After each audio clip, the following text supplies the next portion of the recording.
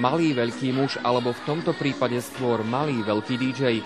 Malý veľký muž!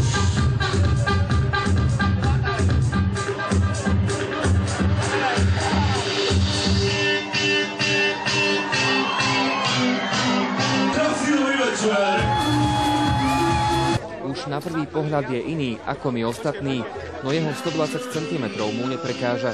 Našiel si totiž spôsob, ako svoj handicap naplno využiť. DJ Ferčo je na diskotékach na východe Slovenska mimoriadne populárny, aj vďaka tomu, že tanca a zábavy chtivých vie dostať do varu.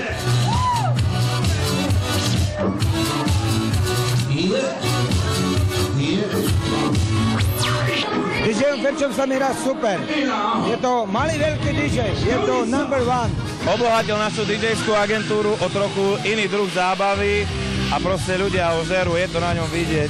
DJ Ferčo pre náš klub znamená dosť veľa, lebo keď hraje on, tak ľudia prídu a keď ho vidia na plagátoch, tak prídu kvôli tomu, že je zárukou dobrej zábavy.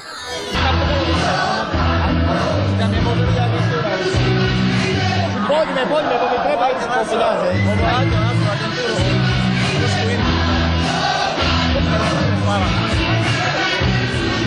Odkedy sme vám DJ-a Ferča v Reflexe ukázali prvýkrát, ponúk na jeho vystúpenia podstatne pribudlo a dokonca si už zahral s hviezdami slovenského či svetového hudobného neba. Napríklad ako Eddie Vata. Respect, you know, Life in Direct, Eddie Vata, Life in Direct, Pera, you know.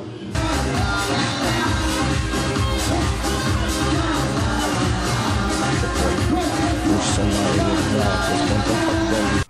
s Rytmusom, s DJom Hubertusom, ale ja to beriem ako normálnu rutinu, že sú to normálni umelci, ako ľudia takí, ako ja v pohode, takže...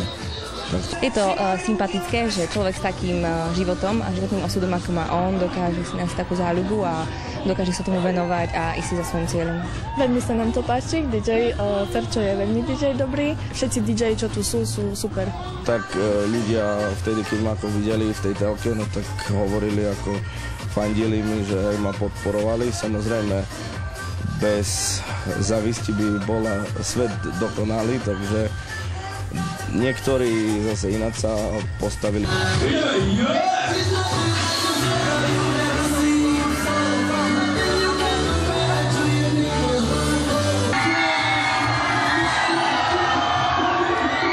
Fero alias DJ Ferčo momentálne študuje sociálnu prácu na Prešovskej univerzite.